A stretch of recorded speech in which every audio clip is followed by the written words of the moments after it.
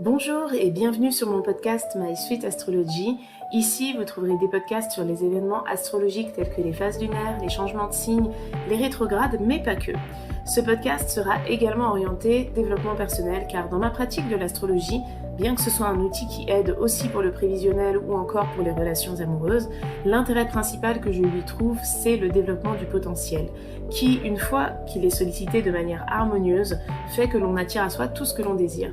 J'espère vraiment que ce podcast vous plaira. Si c'est le cas, n'hésitez pas à le partager, à le noter, à laisser un commentaire. Je les lis tous, donc ça me ferait vraiment plaisir d'avoir vos retours. Je vous souhaite une belle écoute. Bonjour, j'espère que vous allez bien. On se retrouve aujourd'hui pour parler du transit du Soleil dans le signe des Gémeaux. Alors, ce transit aura lieu demain, le jeudi 20 mai 2021 à 21h24, ce qui signifie effectivement que les bébés qui naîtront demain à 13h par exemple, 15h, même 16h et même 21h seront de signe solaire Taureau, tandis que ceux qui naîtront entre 21h25 et 23h59 seront donc nés le 20 mai, mais en étant du signe solaire Gémeaux. J'aime bien faire cette précision pour les personnes qui sont nées à la limite d'un signe, parce qu'on a tendance à donner une date butoir pour l'entrée du soleil dans un signe et même sa sortie, mais il faut savoir que les changements de signe ne se font pas à minuit pile. Donc du coup, forcément, selon les années, ça varie. Des fois, le soleil entre en Gémeaux le 21 mai et des fois, c'est le 20 mai. En l'occurrence, il rentre en Gémeaux le 21 mai, les années qui sont bissextiles, donc comme en 2020 l'année dernière. Parce qu'il faut savoir que la Terre fait le tour du Soleil en 365 jours, 6 heures et 44 minutes, ce qui fait que tous les 4 ans, on rajoute une journée pour pallier au retard, si je puis dire, sinon le début du printemps se décalerait au fur et à mesure. Donc pour les personnes qui sont nées au moment du changement de signe, vérifiez bien par rapport à l'heure de naissance et ne vous dites pas que vous changez de signe solaire tous les ans parce que c'est vraiment votre carte du ciel au moment de votre naissance et donc l'année de votre naissance qui compte. Donc maintenant que ça c'est expliqué, on va expliquer ce qui se passe lorsque le soleil transite dans le signe des Gémeaux. Il faut savoir que le soleil c'est l'astre de vie, donc c'est l'astre le plus important du système qui porte d'ailleurs son nom. Donc c'est la vitalité, c'est l'énergie, c'est le besoin de briller, c'est aussi relié à l'ego. Et dans le signe des Gémeaux, le soleil il prend une tournure qui est très axée vers l'intellectuel, vers la culture, vers les déplacements, vers le besoin de communiquer, d'échanger, de papillonner même entre guillemets, mais en tout cas de se concentrer sur des choses qui sont plus légères, qui sont plus accessibles même si je puis dire. Il n'y a pas l'idée d'aller vers des choses complexes, de se prendre la tête. On est dans la simplicité. Le signe des Gémeaux, c'est un signe qui représente la camaraderie et la fraternité. Donc c'est vraiment, pour caricaturer à l'extrême, c'est passer des bons moments entre amis, c'est profiter de ses frères et sœurs, c'est rigoler, c'est jouer à des jeux de société, c'est lire un bouquin, c'est regarder un film, aller au cinéma, aller au théâtre, etc. Donc cette année, on peut dire que ça tombe encore plus à pic, comme l'année dernière vous me direz, parce qu'on est en période de déconfinement. D'ailleurs, les cinémas ont rouvert le 19 mai. Donc on va rentrer dans une période où tout ce qui va toucher à la curiosité sera extrêmement sollicité. Donc tout ce que je viens de vous dire, c'est vraiment très général, parce que tous les ans, le soleil rentre dans le signe des Gémeaux à la même période, donc le 20 ou le 21 mai, et il en sort le 20 ou le 21 juin, comme tous les ans. Là, en l'occurrence, ça sera du 20 mai au 21 juin. Ce qui va faire la particularité par rapport à cette année, c'est les autres transits des astres par rapport à la position du soleil. Et c'est ça que j'ai envie de vous expliquer dans ce podcast, parce que vous faire une dissertation sur le soleil en Gémeaux, vous trouverez très facilement des informations, que ce soit sur Instagram ou sur Google ou même sur YouTube, parce que c'est toujours pareil, si je puis dire. Un soleil en Gémeaux, il est toujours rattaché justement à une forme d'instabilité. On peut avoir un comportement qui est un peu double, avoir envie de faire plusieurs activités en même temps. Pour certaines personnes, ça va être avoir envie de voyager à plusieurs endroits en même temps. Pour d'autres personnes, ça peut même être amoureux ou amoureuse de deux personnes en même temps, etc. Bon, je rentre dans la caricature, si je puis dire, de l'énergie Gémeaux, mais c'est beaucoup plus que ça, parce qu'il faut se dire que lorsqu'une planète transite, ou lorsque le soleil transite, il n'est pas tout seul en fait dans le zodiaque, donc c'est intéressant de regarder où se trouvent les autres astres. Et là, comme on est dans l'énergie Gémeaux, c'est intéressant de regarder où se trouve Mercure, puisque Mercure, c'est l'astre des Gémeaux. Donc il faut savoir que durant tout le transit du Soleil en Gémeaux, Mercure sera en Gémeaux. Seulement jusqu'au 29, il sera en mouvement direct, et à partir du 29, il sera en mouvement rétrograde. Donc, dans ma manière d'aborder l'astrologie, vraiment, je me dis toujours que le Soleil est en Gémeaux, Donc le régent des Gémeaux, c'est Mercure. Donc Mercure, quelque part, il représente un peu tous les astres qui se trouvent en Gémeaux. Et en l'occurrence, on a aussi Vénus, on a aussi le Nord qui est là depuis certain temps, bien que ce ne soit pas un astre. Et on a aussi la Lune Noire, d'ailleurs, qui n'est pas un astre non plus. Voir mon podcast que j'ai fait précédemment sur la Lune Noire. En tout cas, ce que je vais faire dans ce podcast, c'est vous expliquer les différents transits planétaires qui vont avoir un lien par rapport à ce transit du Soleil en Gémeaux. Avant tout ça, je vais vous faire un petit rappel. Il faut savoir que le Soleil en Gémeaux, il va se trouver au trigone du Verseau, au trigone de la Balance, parce que ce sont des signes d'air. Donc, avoir un trigone de son Soleil au Soleil dans la vie actuelle, si je puis dire, pour les personnes qui sont de signes solaires Balance et Verseau, c'est vraiment avoir une énergie qui est décuplée. C'est avoir l'envie d'avancer, l'envie peut-être de créer aussi, ou en tout cas d'affirmer ce que l'on veut vraiment, d'affirmer son ego, sa personnalité, peut-être avoir envie d'entreprendre pour certaines personnes. En tout cas, ça va être un transit qui va vraiment stimuler tout le côté intellectuel, puisqu'on est bien évidemment dans des signes d'air. Ensuite, pour les lions et les béliers, vous allez profiter du soleil à votre sextile. Ça veut dire que c'est une énergie positive, mais qui vous vient d'un astre qui est dans un autre élément que votre signe solaire. Donc ici, on est sur l'élément feu et air. Donc c'est apporter un peu de réflexion, de jugeote aussi, si je puis dire, d'envie de comprendre plus précisément les choses, à une énergie qui a extrêmement envie d'agir, de se mettre en avant, etc. Donc ça fait un bon compromis. Pour ces signes, c'est aussi un bon transit. Ensuite, on a le signe du Sagittaire, qui est aussi un signe de feu, qui est le signe opposé au signe des Gémeaux. Donc toutes les personnes qui sont Sagittaires vont avoir une opposition du Soleil à leur Soleil dans leur thème au courant de ce mois. Donc une opposition, c'est une période de bilan, c'est une période qui invite à réfléchir sur certaines choses. Et là, on est sur un tiraillement Sagittaire-Gémeaux, et le tiraillement Sagittaire-Gémeaux, il amène peut-être pour les Sagittaires à essayer de faire les choses peut-être de manière plus simple, de moins se prendre la tête, de viser peut-être un peu moins haut, de regarder déjà ce qui a été accompli avant de regarder toujours plus loin.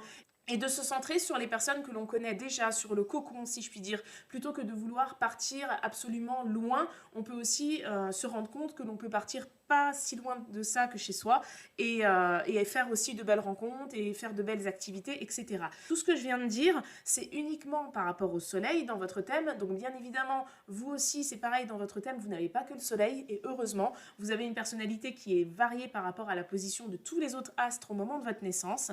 Et donc, gardez à l'esprit que ce que je viens de dire, c'est très général. Ensuite, on va passer au signe qui se trouve au carré du signe des Gémeaux. Donc, on a le signe des Poissons et le signe de la Vierge.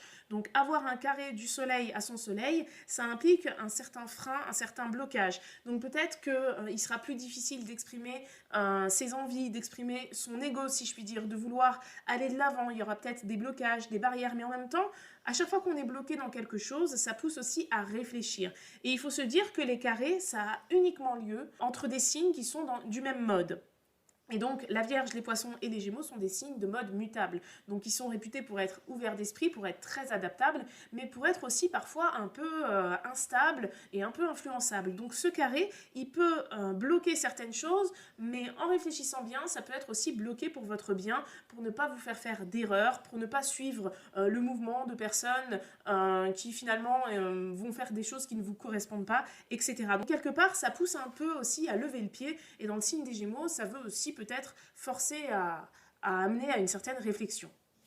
Ensuite, pour les cancers et pour le taureau, ce transit du soleil, il n'a pas vraiment d'aspect, puisque le signe du taureau est le signe qui précède le signe des Gémeaux, et le signe du cancer est le signe qui le suit. Donc en général, ça ne crée pas particulièrement d'aspect. Et pour le signe du Capricorne et le signe du Scorpion, le soleil sera au quinconce, qui est un aspect assez complexe qui, selon moi, apporte une forme de doute, une forme d'ambiguïté, puisqu'il faut savoir qu'un quinconce, c'est 150 degrés, et 150 degrés, c'est un carré de 90 degrés, avec un sextile de 60 degrés. Donc c'est un aspect dissonant, plus un aspect harmonieux. On est un peu dans l'ambiguïté, donc ça peut amener une période de doute. Peut-être que vous avez envie de vouloir apprendre des choses ou parler à certaines personnes, et en même temps, il y a une certaine méfiance, surtout que les Gémeaux, c'est une énergie qui est vraiment sociable. Le Scorpion et le Capricorne, ils sont quand même assez discrets, plus par méfiance pour le Scorpion et plus par timidité pour le Capricorne, mais en tout cas, ce ne sont pas des énergies qui sont dans le même mood, donc peut-être que cette ambiguïté, elle va peut-être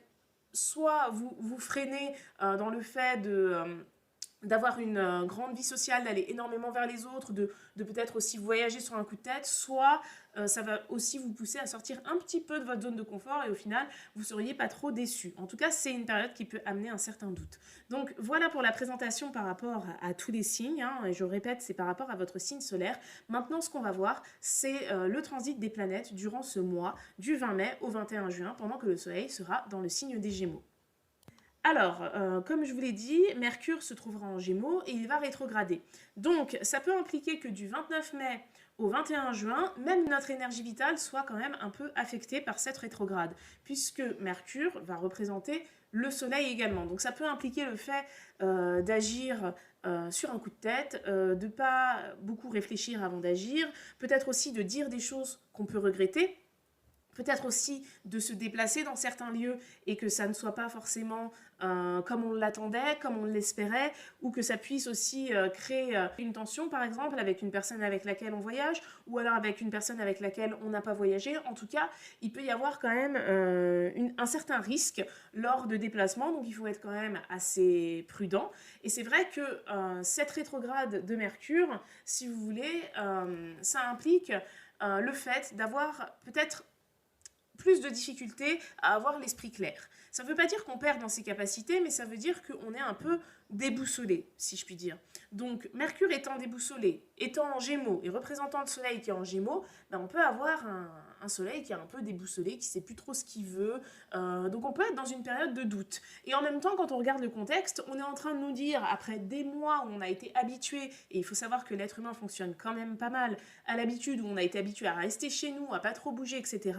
Là, on est en train de nous dire qu'on va pouvoir y aller. Ben, ça peut prendre du temps, en fait, pour se mettre en place, et il se peut, d'ailleurs, que ce soit aux alentours du 21 juin, quand le Soleil va rentrer dans le signe du Cancer, et quelques jours après, quand Mercure va cesser sa rétrograde, qu'il sera plus facile pour tout le monde, si je puis dire, de revivre, entre guillemets, comme avant. C'est-à-dire que ça peut être vraiment caractéristique du temps d'adaptation qu'on va tous avoir, en fait, si je puis dire. Quand je dis tous, je parle au niveau du groupe, au niveau du peuple, hein. Donc bien sûr qu'il y a des gens qui voudront sortir direct, d'autres pour qui ça prendra plus de temps, mais de manière générale, ça peut être la remise en marche de la machine, si je puis dire, la machine à vouloir rencontrer les autres, à vouloir avoir du lien social.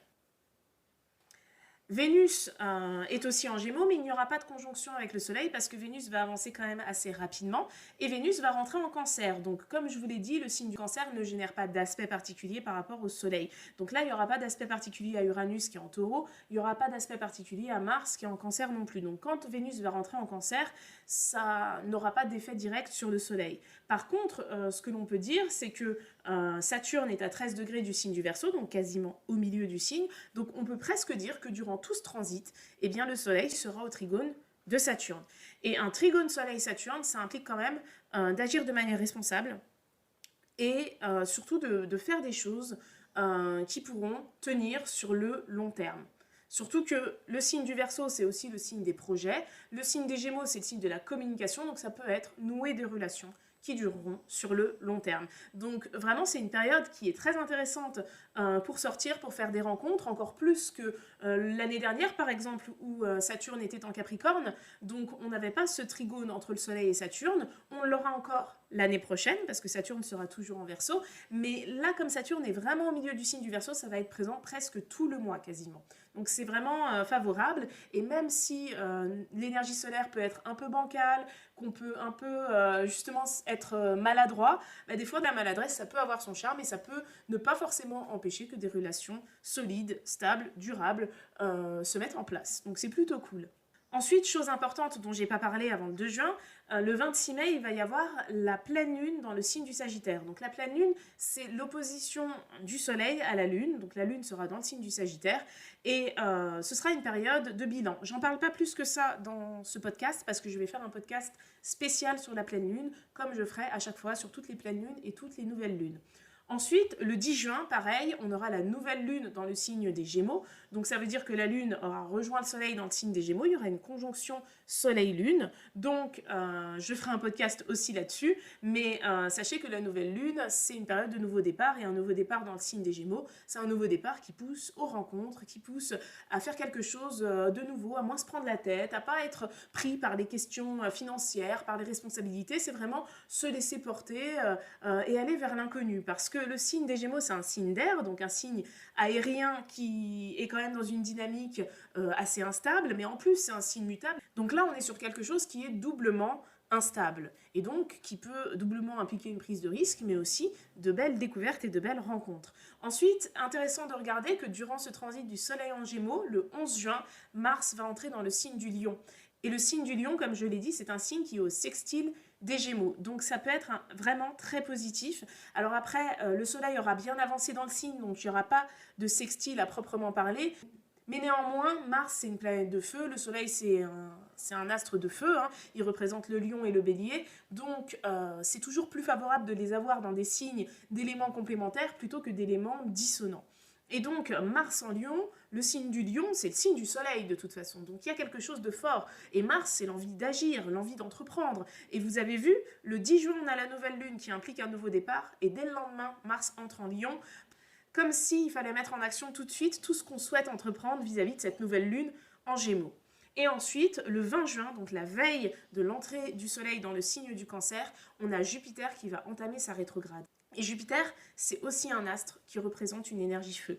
D'ailleurs, je ne l'ai pas mentionné parce que je fais tout un peu à l'envers aujourd'hui, bravo Nathalie, mais Jupiter étant au tout début du signe des Poissons, il faut savoir que dès que le Soleil va rentrer dans le signe des Gémeaux, il va se trouver au carré de Jupiter. Et un carré du Soleil à Jupiter, ça peut impliquer le fait de faire des excès, de gros excès même. Du coup, cette rétrograde de Jupiter, vu que Jupiter, au carré du Soleil, ça implique quand même de faire des excès, qu'en plus, le Soleil, à partir du 29, il va se trouver dans une dynamique de rétrograde par procuration, puisque Mercure, qui est l'astre qui va le représenter, va rétrograder. Je pense que la journée du 20 juin, qui sera la dernière journée du Soleil en Gémeaux, pourrait être un peu compliqué. Bon, après, c'est quelque chose qui est quand même à pousser un peu plus loin, dans le sens où le 20 juin, le Soleil sera à la toute fin du signe des Gémeaux, et que Jupiter n'ira pas plus loin que 2 degrés dans le signe des Poissons, donc on ne pourra pas vraiment parler de carré non plus. En tout cas, durant cette lunaison, je vous donne tout de suite les jours durant lesquels le Soleil sera au trigone de la Lune. Donc la Lune sera en Balance les 22 et 23 mai, et ensuite les 19 et 20 juin. Et elle sera en Verseau les 30 et 31 mai. Donc ça impliquera qu'il y aura un trigone entre le Soleil et la Lune. À savoir que le Soleil et la Lune, c'est le masculin et le féminin, c'est le jour et la nuit, c'est la vie extérieure et la vie intérieure. Donc le fait d'avoir ces deux astres qu'on appelle les luminaires en astrologie qui sont au trigone l'un de l'autre, eh bien ça promet d'être des journées plutôt productives, des journées plutôt agréables. Ensuite, on aura des sextiles à la Lune les 4 et 5 juin quand la Lune sera en Bélier et les 14 et 15 juin quand la Lune sera en Lion. Donc voilà, pour les autres transits lunaires, je vous invite à télécharger le calendrier hebdomadaire que j'offre gratuitement dans ma newsletter chaque semaine. Si vous n'êtes pas inscrit, vous pouvez aller sur mon site internet, tout est en description, et vous pouvez vous inscrire juste en rentrant votre email. Ça prend 1 seconde et c'est gratuit. Donc voilà, j'espère que cette présentation du transit du Soleil en Gémeaux pour l'année 2021 vous a plu. Je vous souhaite une bonne soirée, une bonne journée, ça dépend de quand vous écoutez ce podcast. Une belle saison du Gémeaux et un bon anniversaire à tous les Gémeaux en avance. Et je vous dis à bientôt pour un prochain podcast.